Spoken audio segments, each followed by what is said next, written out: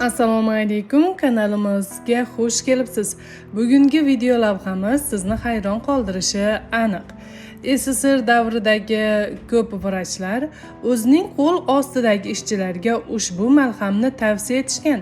Bu malham oddiy mahsulotdan tayyorlanadigan va og'riq qoldiradigan eng yaxshi hisoblanadi.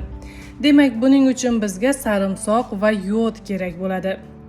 3-4 dona sarimsoqni maydalang. So'ng yod shishasiga solib qo'ying. 7 kun saqlang, salqin joyda.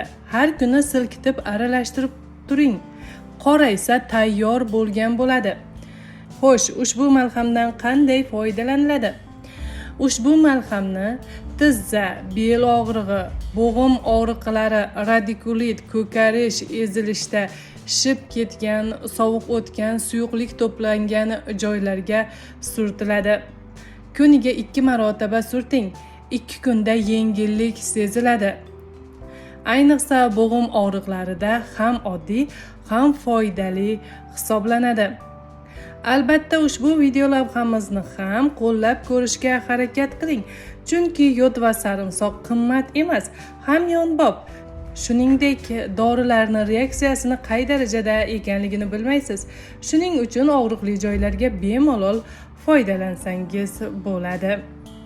Kanalimizni kuzating va doimo sog' salomat bo'ling. Hayron o'z kanali faqat siz uchun.